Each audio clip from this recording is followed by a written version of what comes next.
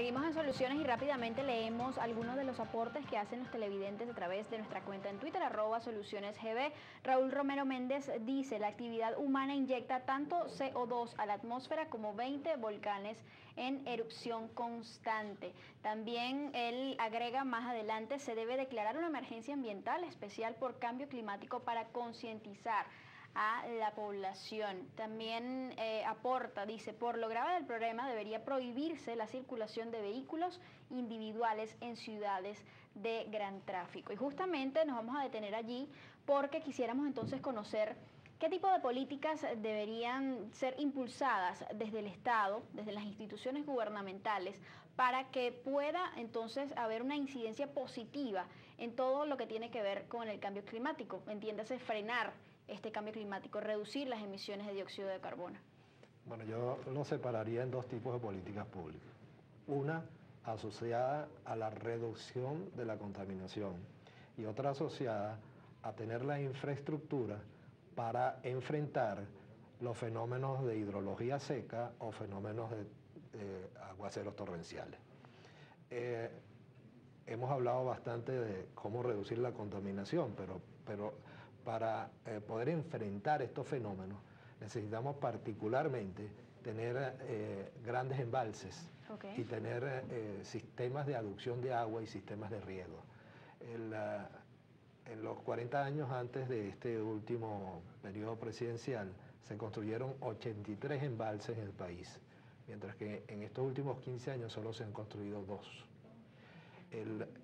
Pero la población ha seguido creciendo. Entonces, estamos llegando a condiciones donde la deficiencia, por ejemplo, de agua potabilizada es cada vez mayor. En el caso del área metropolitana de Caracas, venía en ejecución el sistema TUI 4, ese proceso se paralizó, ahora es que se arrancó. Está en construcción el nuevo embalse, que es el embalse de Cuira, para complementar las ciudades de la ciudad de Caracas, pero no lo tenemos en este momento de sequía. Entonces, en la medida en que tengamos esa infraestructura operativa, vamos a poder enfrentar estos fenómenos de una forma en la cual vamos a tener más flexibilidad. Igual pasa con el tema de electricidad. Como decía antes, parte de la electricidad que se genera en el país es hidroeléctrica, y no solamente es el Bajo Caroní el que tiene un proceso en construcción de nuevas centrales hidroeléctricas, sino también es la zona andina, Uribante-Caparo. El sector Uribante-Caparo tiene una proyección para generar 1.500 megavatios y actualmente lo que está produciendo son 150. Si nosotros hubiésemos acelerado el proceso constructivo de esa infraestructura, pues ahorita tendríamos más flexibilidad para poder enfrentar condiciones como la que se está presentando en este momento de una hidrología seca importante. Ahora también, pues, reducir la dependencia quizás del agua para la generación de energía, de repente desarrollar otros métodos de generación de energía en el país. Desde luego, una de las ventajas que tiene Venezuela, por ejemplo, es que las épocas de sequía, por ejemplo el mes de abril, es una época donde hay un viento constante del noreste, y que nos permitiría precisamente en esa época generar electricidad eólica de forma importante, como lo han hecho, por ejemplo, muchos países europeos. Nosotros estamos muy incipientes en este sentido. Hay apenas unas pequeñas plantas en Paraguaná generando energía eólica, pero también pudiéramos estar aprovechando la energía solar o la geotermal o incluso la nuclear, según el tipo de necesidades, ¿no?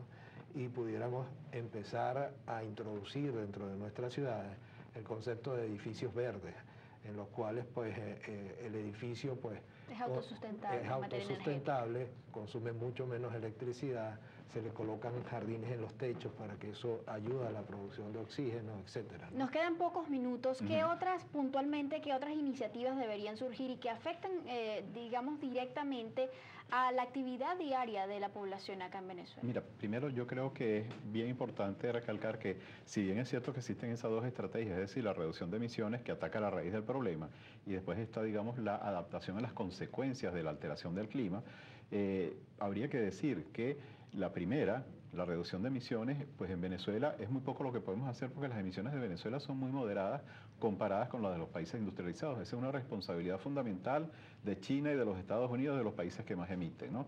Y si esos países no se ponen de acuerdo en la reducción de emisiones, a nosotros lo que nos queda es la segunda opción. Es decir, que es necesario un consenso internacional. Sí, sin duda alguna, y posiblemente se alcance el año próximo en la conferencia, gran conferencia que va a ser en París. El tema del transporte, que lo señalaba por acá un televidente, ¿qué políticas deberían surgir en Bueno, para mí el tema de transporte es poco lo que se puede hacer por el precio de la gasolina, pero si tuviésemos una política, por ejemplo, de sacar fuera de circulación los vehículos más contaminantes, esos vehículos que cuando uno va manejando te fumigan, ¿no? de emisión, ¿no? Entonces, esos vehículos son sumamente ineficientes y consumen mucha gasolina.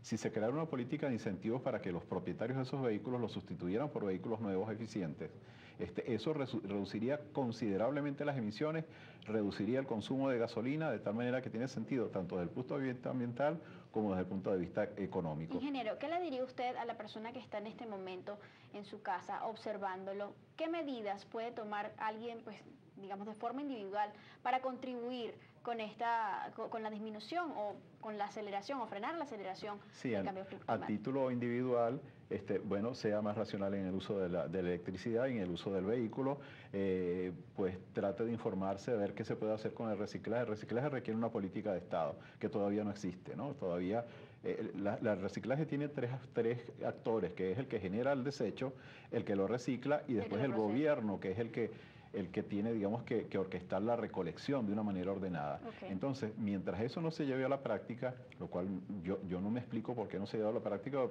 países más pobres que Venezuela lo están haciendo, ¿no? No ha habido la voluntad política, esa es la realidad.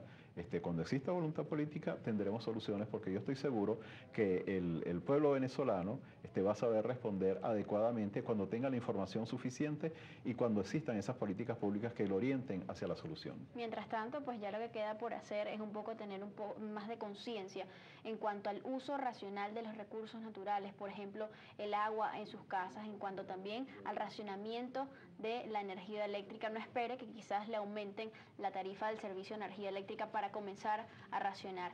Hágalo desde ya. Recuerden, amigos, que el ejemplo comienza por casa y siempre es mejor ser parte de la solución que del problema. De esta manera despedimos el programa de hoy, agradeciéndoles pues a nuestros dos invitados que nos acompañaron. Muchísimas gracias a ustedes y también muchísimas gracias a ustedes por estar como todas las mañanas allí del otro lado de la pantalla. Nos vemos mañana.